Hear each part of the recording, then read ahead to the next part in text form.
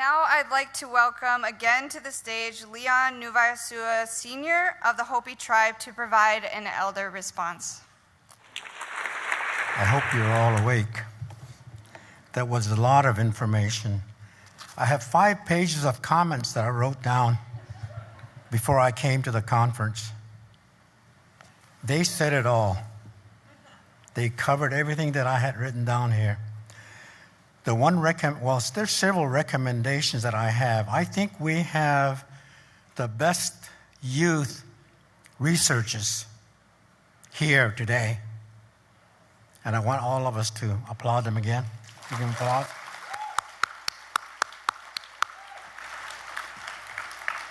I would like to hire them to come to my reservation and do what they're doing. That's what we need. Young minds, people that are committed. I thought about what they were saying here, and I said that, well, where is the priority at? Where is it at? It's good that they were able to prioritize where they wanted to go in searching the answers for what we are seeking as Native Americans. They had to go through that process, and they prioritized that. And I was really glad that they were in touch with the community, with their elders. And I would encourage any researcher that's working within their own community to be able to capture that knowledge, because we're losing that knowledge right now, what they're talking about here today. And it is a challenge. It's a major challenge now today. From my experience, I'm hearing what they're running into as major challenges. But I think the next step is needed, and they're right there. They're showing the compassion. They know where they want to be at. Not only thinking about themselves, but thinking about what's needed for our people and for our communities to keep them healthy. And I think there's a wide range of issues that we have.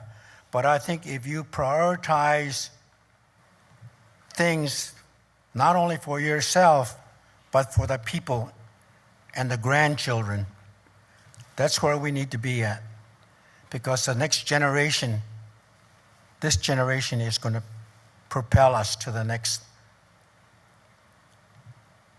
life, I guess, in a way, next century.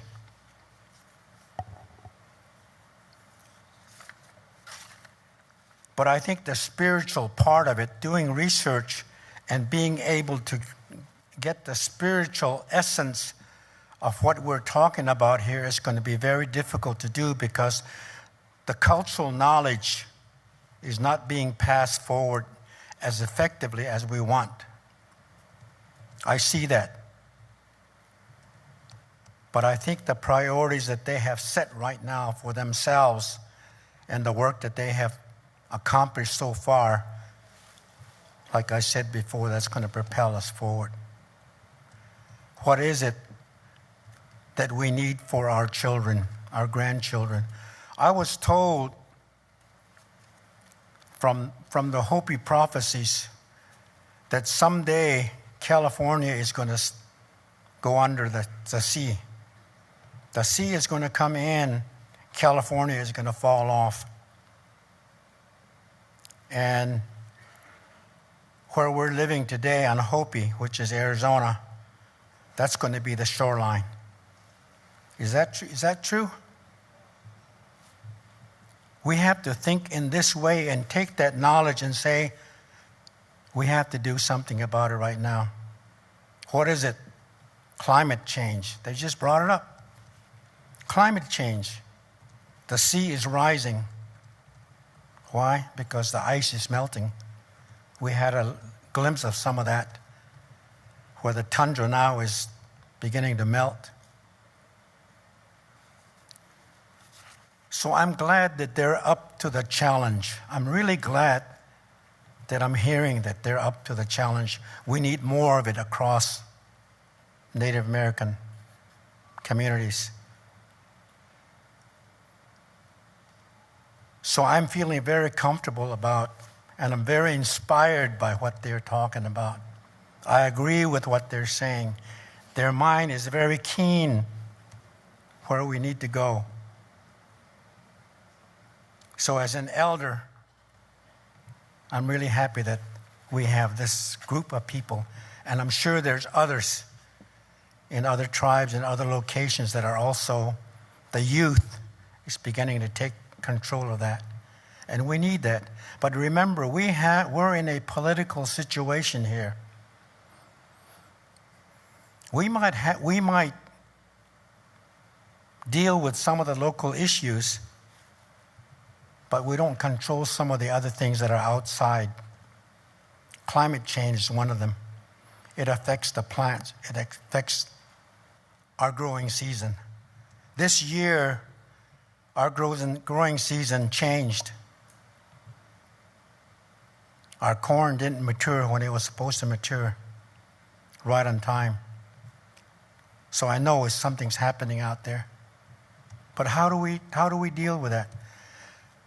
The way that we deal with it is what they're talking about, where they're being educated at. We have to get our youth into the best colleges. And these colleges are the ones that move issues at the congressional levels. I think you know that.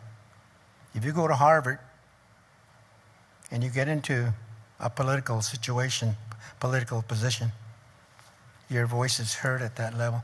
Our voices are not being heard as effective, and we're not as effective as we should be because we're not tapping that source that's there. So the question about why did you go to Harvard? Why did you go to Stanford, not a local community? I went to a local college, but does my voice count in Congress? I don't think so. That's not what I'm hearing. So I think the strategy, I think, is important. And I think that's where we're at right now. We need to strategize to get to where we want to go because we need that support from the non-native community. And the technology that's available right now, if we can capture that support from the non-native communities on issues that we have, on issues that they also believe are the right issues. Food sovereignty, protection of seeds, non-commercialization of seeds. I know that's happening right now. Our food system. I know that non-native communities right now out there are fighting that issue. We have to have a good food system in place. And through education and combining forces through the technology that was explained to us, I think we'll be in a better position.